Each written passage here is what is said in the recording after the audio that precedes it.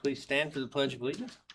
I pledge Allegiance to the flag of the United States of America and to the republic for which it stands, one nation, under God, indivisible, with liberty and justice for all. Good evening. We will call this meeting to order at 5:35 p.m. The record reflect that we do have a quorum, and it appears that there are not any individuals. With that, would somebody like to make a motion to approve the agenda? I'd like to make a motion to approve the agenda. Motion made by Schrader, Second? second by Longy. All those in favor signify by saying aye. Aye. Opposed, same sign. Motion carries. Doesn't look like we have any public comments on agenda items, so moving into the routine matters, minutes of regular sessions of February 19th, 2026, claims 54093 through 54328, and payrolls for February 27th, 2026, and March 13th, same year. I'll make a motion to approve minutes, claims, and payrolls as presented. Motion made by Bunch, I will second. second by Schwartz. All those in favor signify by saying aye. Aye. Opposed, same sign. Motion carries. Mr. Mahaffey, this is your section, C. Well, hey, the highlight of the month that we just wanted to bring to the board's attention is on March 4th. We had a special day at the high school that they have every year where kids get some opportunities to dedicate the day basically to prepare for life beyond graduation. It's kind of unique at each grade level. Seniors on that day work on scholarships, and they participate in job interviews or job shadowing rather, or they complete coursework they're behind on. Juniors take the SAT every year on that day, which creates a time management issue in the high school. Sophomores on that day get to explore future pathways by either visiting a university or by visiting a local business and learn about job opportunities that exist there. And then freshmen every year during that time, they continue to go with their regular coursework. Kind of a fun day that we do every year that is unique. I don't think every school does that. So I thought that was a cool thing to bring up to the board, make sure all of you are aware of that. Next, we'll move on to our presentation for the night, and Amber Bowling is going to present what's going on in her world as our data communications specialist. I'm gonna move around so I can see.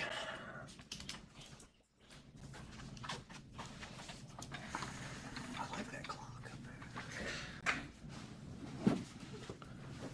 there. Okay, so just kind of going through my two main roles, which are communication and data. So I went to the Wordle, which I used a long time ago in high school, and was like, let's put everything up there that I do with communication. So it just kind of encompasses all the ways that we talk to the public and to our staff.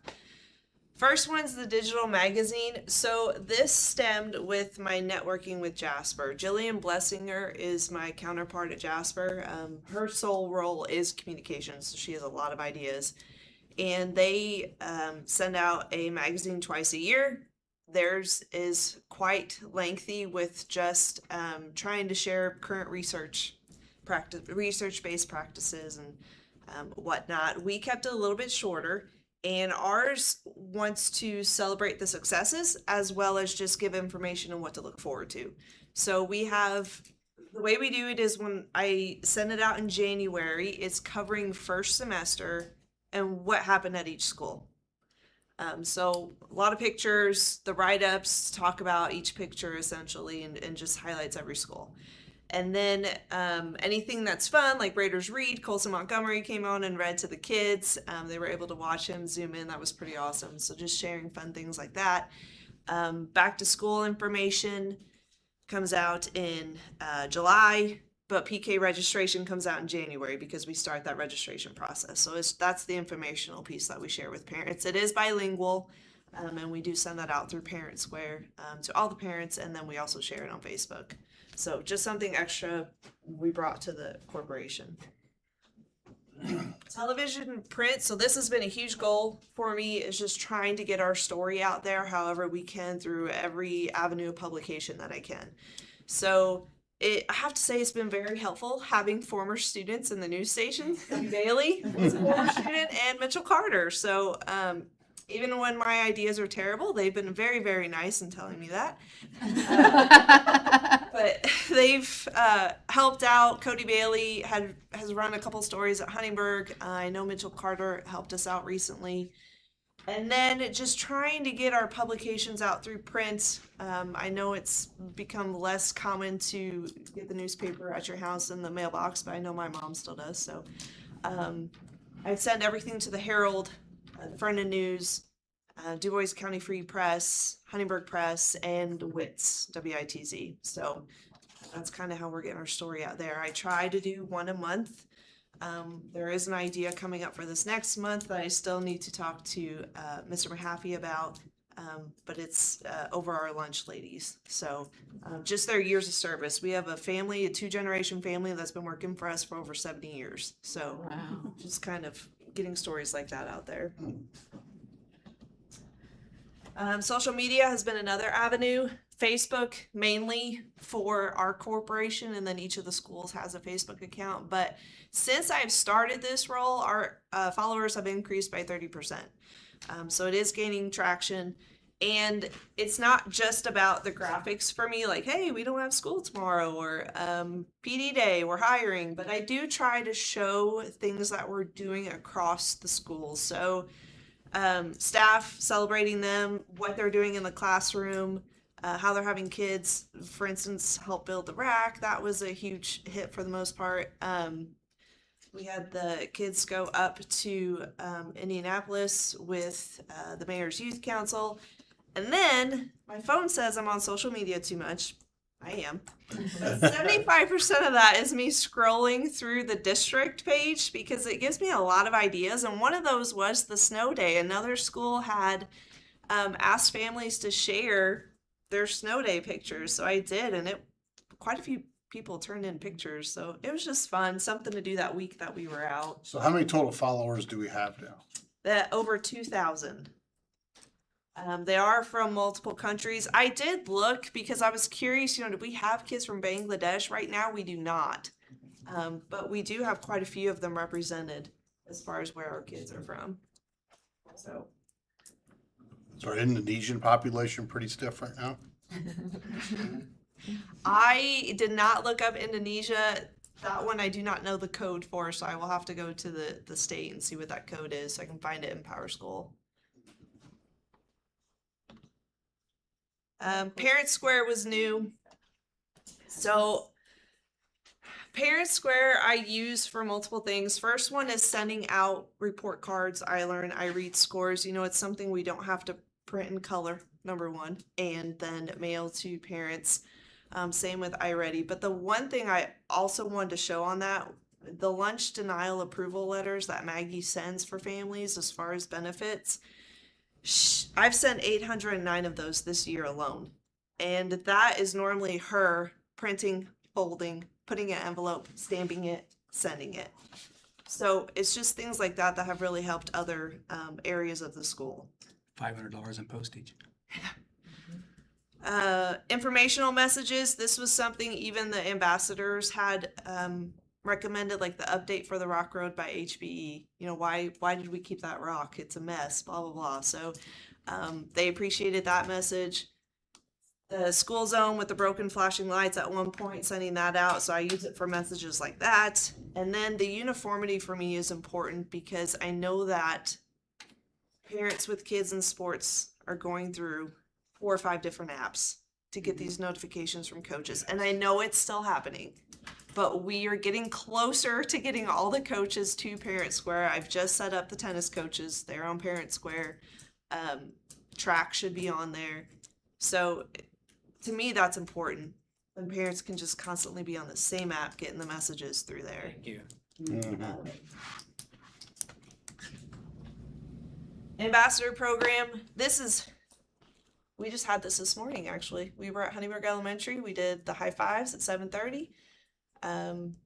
Toured the school, and they enjoy it. They love it. I mean, the laughs, even up here when you go through PowerPoint presentations, sometimes you're wondering if they're enjoying it. And then when you look out, they're all like, wow, really? And they ask questions and want to know more about it. So it's been really eye-opening, just getting their feedback on different items here at the school and answering their questions and whatnot. So it's going really well. It's Melissa and I will sit for hours and work on these presentations and edit the same slide 10 times.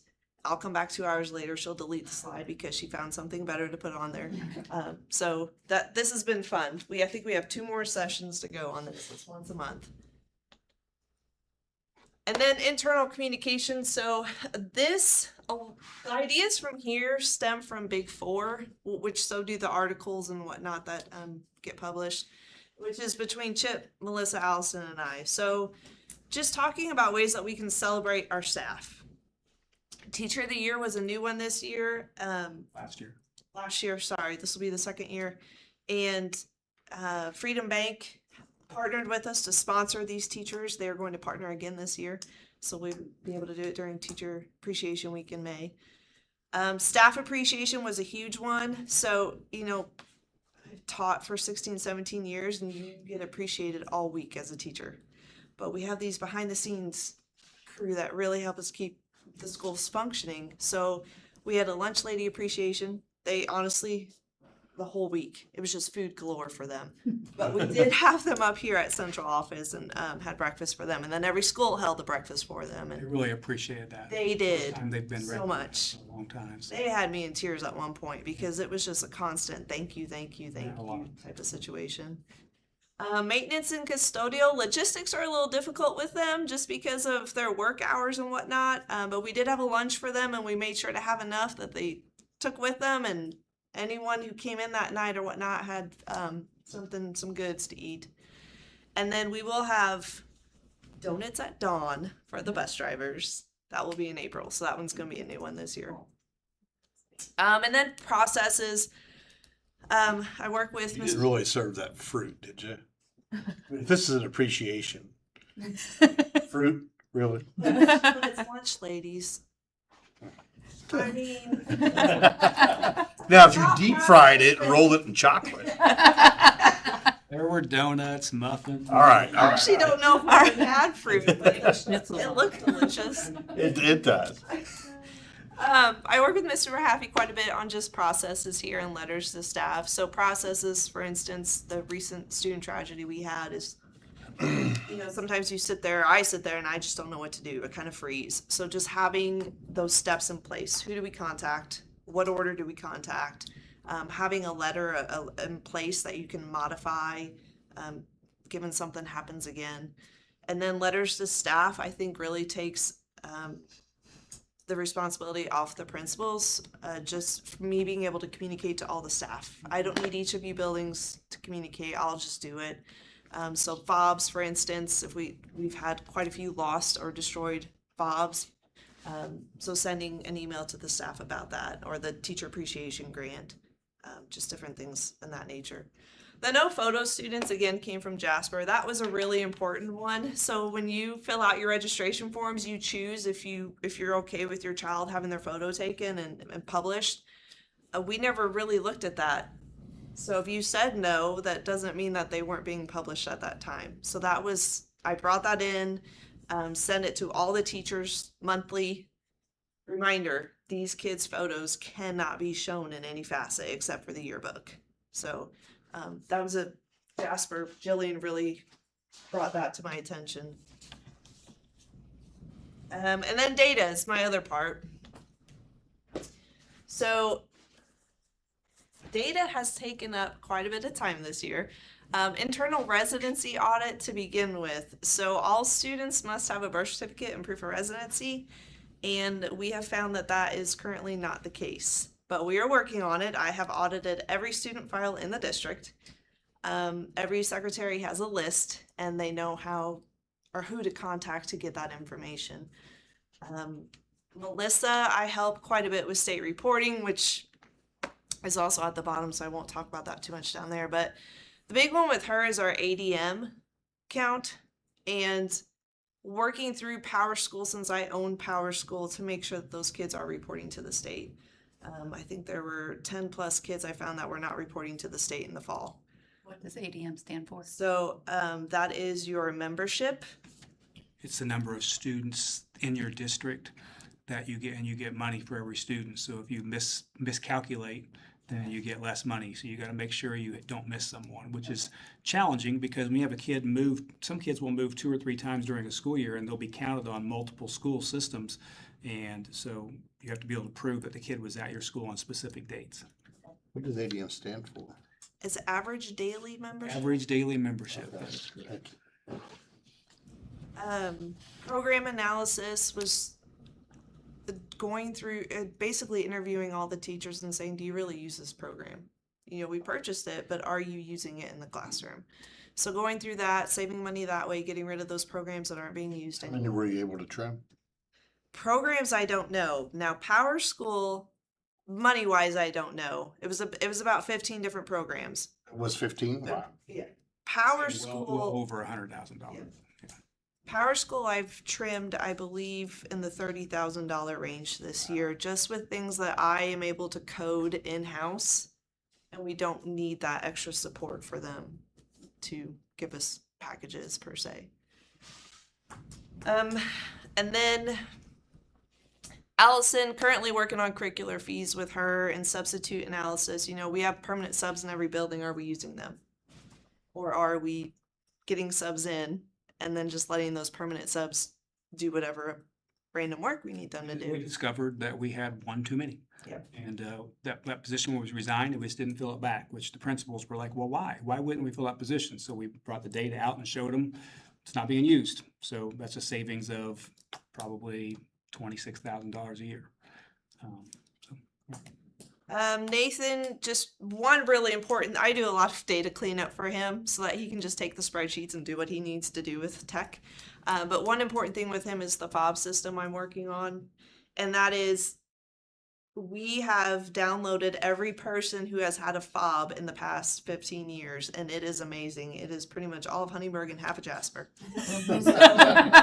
We are cleaning that up, big time. If you have one and you can't get in, let us know and we'll get Yes, yes, an awful lot right now. because there are names I've never heard of. I've even, you know, has gone on Facebook, tried to find the person. Do I know them just by looking at them? And we will end up just deleting those and playing that game. If you need it, let us know. Leslie, I'm not gonna lie, your name was on the remove list. That's fine. I said, Nathan, she's here. Do not remove her. Well, I had it to get into the gym to work out, and No, we're not removing you. It was just so funny. And then data, we have data chats with the principals, I would say every 2 months about. So I pull all the iRead, iLearn data, Dibbles data, analyze it, where are our proficiencies, where are we not proficient? And then we sit at a round table and we chat about it.